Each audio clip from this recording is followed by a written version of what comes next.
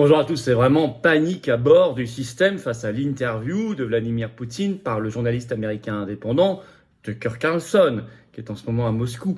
Ils en parlent partout, ça montre le vrai visage du système, une presse occidentale hystérique. Alors que c'est une interview, d'ailleurs il a proposé la même à Zelensky. On va y revenir. Et l'Union européenne qui montre aussi son vrai visage, haineux et liberticide. Je vais vous expliquer ce que demande l'Union européenne contre Tucker Carlson pour avoir simplement fait son boulot de journaliste. Quels sont les enjeux de tout ça aussi? C'est vrai que c'est très important.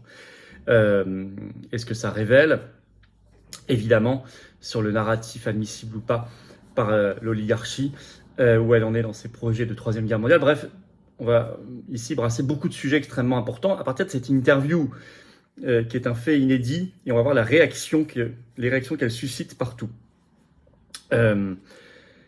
N'hésitez pas donc à partager cette vidéo, parce que je ne suis pas certain qu'on va parler beaucoup de tout ça aux 20h, ni sur certaines chaînes d'information continue en France. Et dans la presse, n'en parlons pas. Donc partagez. Pour cela, abonnez-vous si vous voulez bien, un petit clic en dessous à la chaîne, à cette chaîne. Il suffit de cliquer sur s'abonner en dessous, c'est un clic, c'est gratuit. Vous êtes nombreux à le faire en ce moment, ou réabonnez-vous si YouTube vous a désabonné, c'est à vous de vérifier, ça peut arriver.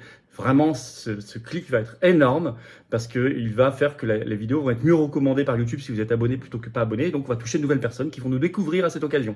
Grâce à vous, grâce à votre abonnement, grâce à ce petit clic qui vous aura pris un dixième de seconde gratuitement à la chaîne. Merci beaucoup. Bravo d'avoir compris tout cela. Rendez-vous. Alors, je note encore ce jeudi 8 février dans l'Oise, il y a le formulaire d'inscription. Vous pouvez vous inscrire. Grande réunion publique à 19h, j'y suis bien sûr. Marc Doyer d'ailleurs sera là aussi, prendra la parole. Ça va être un très grand moment. Tour de France de la liberté, c'est juste 5 € de participation aux frais. On vous offre un verre de l'amitié par ailleurs pour prolonger nos discussions toute la soirée. C'est ce jeudi 8 février au soir. Toutes les informations par un lien sous la vidéo en description. Vous pouvez encore vous inscrire et même au dernier moment, vous pouvez venir de toute façon, même si vous n'êtes pas inscrit. Que vous soyez adhérent ou non adhérent, c'est ouvert à tout le monde. Je vous le signale, c'est comme pour toutes les réunions. Mais l'inscription est préférable, ça nous aide juste à mieux organiser. Voilà, donc il n'y a pas de problème, vous pouvez venir jusqu'au dernier moment. Et je vous annonce déjà à l'avance, ça fonctionne très bien. Jeudi 29 février, 19h, je suis à Agen, grosse réunion publique. Il y a un deuxième formulaire pour s'inscrire, un autre formulaire également sous la vidéo en description pour Agen cette fois. Par ailleurs, vous avez noté samedi 24 février, 15h, Julian Assange, libéré Assange. Libéré Assange. Ça, c'est très important. 15h devant l'ambassade d'Australie, puisqu'il est australien à Paris, 4 rue Jean Rey dans le 15e. Venez très nombreux, des intervenants. Je serai là, bien sûr, plein d'intervenants très importants, très intéressants. D'autant qu'il y aura eu de l'actualité sur Assange quelques jours avant. Bref, on y tient. Et je rappelle, premier responsable politique français à faire un communiqué de presse en juin 2012 pour demander que la France lui accorde l'asile. On est parti. Tucker Carlson, Poutine, panique à bord, un vrai visage du système qui explose, qui est montré, la presse, mais aussi l'Union européenne, et on n'est pas surpris, vous allez voir ça. Elle est tombée dans le panneau direct. Alors d'abord, cette interview, Tucker Carlson, Vladimir Poutine, une première qui affole le système et révèle son hystérie. Alors c'est vrai que ce serait, depuis février 2022, les événements d'Ukraine, la guerre en Ukraine, la première interview de Poutine par un journaliste occidental. Ce qui est certain, c'est qu'au début, alors il y a eu des rumeurs. Regardez déjà l'état de fébrilité du système, qui rien que quand il a vu que Tucker Carlson était à Moscou, s'est mis à supputer des choses avant que lui-même, par une vidéo, confirme qu'effectivement il y avait une interview de Poutine. Il a été vu donc le week-end du 3 février à Moscou, filmé à son insu lors d'un ballet joué au théâtre Bolchoï. On rappelle que Tucker Carlson, c'est un journaliste indépendant. Il a été limogé de Fox News au printemps 2023 parce qu'il pensait trop librement. C'est dire, parce que Fox News est quand même le média américain qui quand même va déjà le plus loin. C'était quand même trop pour eux. Il a 9 millions d'abonnés et quelques sur X Twitter, très gros compte. Il a fait déjà des très grosses interviews mondiales sur X, justement, depuis qu'il est indépendant. Notamment, il a eu Robert Kennedy Jr., ça fait beaucoup de bruit. Trump, on en est à 267 millions de vues. Son interview sur X Twitter de Donald Trump. Alors, le 5 février, le Kremlin a refusé de réagir. Porte-parole du Kremlin s'est exprimé, repris par Reuters ce 5 février. Je vous cite un extrait. On ne peut guère attendre de nous qu'on fournisse des informations sur les déplacements des journalistes étrangers, a déclaré le porte-parole du Kremlin Dmitri Peskov, interrogé sur les spéculations selon lesquelles Tucker Carlson se trouverait en Russie pour interviewer M. Poutine. De nombreux journalistes étrangers viennent en Russie tous les jours. Beaucoup continuent à travailler ici. On s'en félicite, a déclaré M. Peskov. Nous n'avons rien à dire en ce qui concerne les interviews du président aux médias étrangers. Bon. Mais pour les médias occidentaux, le fait que Tucker Carlson soit déjà à Moscou était déjà de trop. CNN d'ailleurs était déjà furieux avant même la confirmation. La chaîne américaine. Ce 5 février sort cet article, et puis c'est un reportage sur leur antenne. Le titre, Vladimir Poutine tente de courtiser le MAGA, donc vous savez Make America Great Again, c'est cette partie trumpiste du parti républicain américain, le MAGA. Donc Vladimir Poutine tente de courtiser le MAGA aux États-Unis selon CNN. En fait, l'un des dirigeants du MAGA est à Moscou ce soir, donc il considère maintenant Tucker Carlson non plus comme un journaliste, mais comme un dirigeant du MAGA. C'est l'homme que vous voyez, donc ils mettent une photo à l'écran, on voit Trump et lui. C'est l'homme que vous voyez ici à côté du leader du MAGA, Donald Trump. Tucker Carlson est peut-être à Moscou pour interviewer Vladimir Poutine, ajoute CNN, et certainement là comme une célébrité soutenant Vladimir Poutine. Donc, tout de suite, CNN semble d'ailleurs, si vous avez vu la journaliste qui dit ça à l'antenne, elle le dit avec beaucoup d'énervement, d'agacement, de haine. Ils sont tout excités, tout furieux en fait. Alors, ça avait été confirmé en France par une journaliste, Laurence Saïm, qui suit beaucoup l'actualité américaine. Ce 5 février, sur son compte X, Tucker Carlson vient de quitter le Kremlin après avoir interviewé le président Poutine. Ça a été confirmé ensuite par le 6 février, Newsweek, Guardian, Financial Times, qui ont dit, selon une note, il l'a bien interviewé. Donc on voit bien l'espèce d'hystérie qui est montée. Et là, avant même qu'il y ait confirmation de l'interview, l'Union européenne se démasque par un tweet de l'un de ses principaux zélateurs, Guy Verhofstadt, l'un de ceux qui a rédigé le rapport qui prépare le futur traité quand même européen, celui qui est censé transformer l'Union européenne en un État, selon les mots mêmes de Mario Draghi. Guy Verhofstadt, c'est un eurofanatique, un député européen aujourd'hui, belge, mais complètement lié à l'État profond. Et il a fait ce tweet sur son compte ce 5 février. Je vais quand même vous le lire parce qu'il vaut son pesant de cacahuètes. Tucker Carlson est sûrement sur le point d'être qualifié de propagandiste du régime russe s'il permet la désinformation de Poutine. L'Union européenne devra envisager une interdiction de voyager pour Tucker Carlson. Je vous traduis parce qu'il écrit ça en anglais. Il est belge, donc il pourrait écrire en français ou en néerlandais, ou en flamand, mais il écrit en anglais, en anglo-américain. Donc, vous voyez quand même ce qu'il demande. Une interdiction de voyager pour le journaliste indépendant Tucker Carlson dans l'Union européenne, un travel ban, comme il écrit, parce qu'il aurait interviewé Poutine. Il fait son boulot. Alors même qu'il a proposé exactement la même interview à Volodymyr Zelensky, on ne sait pas d'ailleurs s'il va accepter. Peut-être. C'est quand même l'autoproclamé camp du bien qui montre son visage de tyrannie. C'est extrêmement, pour moi, c'est formidable, c'est extrêmement révélateur. Plein de gens qui voient tout ça. Alors, ça y est, Tucker Carlson, ce 6 février au soir sur son compte X, par une petite vidéo de 4 minutes 30, vous pouvez aller la voir, elle est déjà partagée, je crois, plus de 60 millions de fois au moment où j'enregistre, plus de 60 millions de fois, c'est extraordinaire, énorme. Elle confirme cette interview. Alors, il la confirme, il dit beaucoup de choses importantes dans ces 4 minutes 30. Je vais citer Tucker Carlson. Il la confirme d'abord, il dit parce que c'est notre boulot de journaliste, informer les gens. Et il ajoute, les médias sont corrompus. Ils mentent aux téléspectateurs et aux lecteurs, surtout par omission, expliquant que cette guerre en Ukraine, non seulement c'est un désastre humain, là, mais en plus, il dit ça a, je cite, restructuré le monde. Restructurer les alliances militaires et commerciales, dit-il, et la place et le rôle du dollar, évidemment. Et il ne les cite pas dans ces 4 minutes 30, mais évidemment, il fait référence aussi à l'émergence des BRICS, l'élargissement des BRICS. Évidemment que ça a restructuré le monde, tout ça. Ça contribue à restructurer le monde. C'est une cause et une conséquence, là, en plus exactement, de la restructuration du monde qui a commencé avant février 2022, bien sûr. Mais c'est très intéressant à analyser. Et là, enfin, un journaliste qui en parle. C'est quand même plus intéressant que les pseudo-analyses le soir sur des chaînes info en France pour nous dire Poutine a 17 cancers, Volodymyr Zelensky c'est Winston Churchill. Enfin aujourd'hui ils le disent moins parce qu'il est très très contesté, mais des analyses à courte vue, fausses, plein de mensonges. Et sans jamais faire parler un général qui est en fait complètement lié à l'OTAN ou à des lobbies atlantistes, il est payé par eux et qui va expliquer que de toute façon il faut aller envoyer une bombe nucléaire à Moscou s'il le faut, enfin des trucs délirants. Là on prend de la hauteur de vue, la hauteur d'analyse.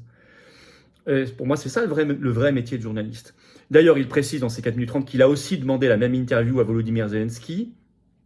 Et il dit, mais ce ne serait pas la même interview que toutes celles, les milliers qui sont faites depuis 2 ans par les médias occidentaux qui ne sont pas des analyses, dit-il, des interviews de journalistes, mais des scènes de propagande pour encourager la guerre, pour justifier l'engagement de leur propre pays pour soutenir la guerre là-bas. Alors, il dit quelque chose de très important, je cite Tucker Carlson, « Depuis 3 ans, l'administration Biden a espionné nos échanges, dont mes SMS, dit-il, et en a même fait fuiter dans les médias, dans le but d'empêcher toute interview avec Vladimir Poutine. » Et il dit « Je sais qu'ils l'ont refait le mois dernier. » Il dit « Mais c'est trop tard, ça y est, on y est à Moscou, on l'a fait. » Il précise qu'il est indépendant, il a même payé, dit-il, tous ses voyages lui-même à Moscou, etc. Rien, il n'a pas reçu un rouble, un centime. Que l'interview sera disposée gratuitement sur son site Tucker Carlson et diffusée, il en a, dit-il, l'engagement d'Elon Musk sur X gratuitement, qu'il n'y aura pas de censure. Il dit, mais par contre, dans les reprises par les autres médias, il dit, il y aura forcément de la censure car ils craignent la liberté d'expression. Alors, un script avait circulé sur le contenu de l'interview. LCI a précisé qu'il n'était pas authentifié, ce script, donc je ne vais pas rentrer en détail. On refera peut-être une vidéo complète sur l'interview en elle-même. Dans ce script, qui paraissait pas à la lecture, comme ça, je l'ai lu entièrement, pas pur, donc je ne sais pas si c'est réellement ce qui sortira. On parlait beaucoup, Tucker Carlson parlait beaucoup avec Poutine de Joe Biden, de l'État profond, très important, qui a vraiment le pouvoir, du rôle du dollar. Il parlait d'Elon Musk aussi, de qui a le pouvoir, quelles sont les façades et la réalité, pourquoi il avait envahi l'Ukraine, comment ça se passait réellement. Qu'est-ce qu'il pensait de la manière dont s'étaient passées les élections américaines en 2020, la possible fraude, etc. Bon, mais comme ça n'est pas authentifié, vous connaissez la rigueur sur cette chaîne, tout est toujours sourcé, je n'en dirai pas plus sur ce script si je n'ai pas de confirmation. Et je vous dis, on y reviendra. Mais je pense que les sujets, parler de la Chine aussi par exemple, les sujets sont de toute façon, vont tourner autour de ça forcément. Bon, mais on y reviendra. Alors, après la confirmation, en tout cas par cette vidéo de 4 minutes 30 de Tucker Carlson, nouvelle réaction hystérique du système. En France, BFM TV le 7 février, le titre « Tucker Carlson devenu l'une des voix les plus influentes de l'Amérique conservatrice, accusée de propager des thèses complotistes et racistes ». Ça, c'est le titre. Bon, voilà, il est rhabillé. Orange Actu le 6 février, le titre « Tucker Carlson, porte-voix radical d'une Amérique blanche et inquiète ». Merci au passage pour tous les Américains noirs ou latinos ou asiatiques, enfin non blancs, qui apprécient beaucoup son travail. Ils sont évidemment très nombreux, mais cette racialisation, cette essentialisation est vraiment une marque du système. Elle le reproche aux autres, mais en fait c'est elle qui le fait tout le temps. C'est le racisme inversé. CNN complètement déchaîné après cette vidéo, 6 février au soir, en parlant maintenant de Tucker Carlson, ils écrivent systématiquement l'extrémiste de droite.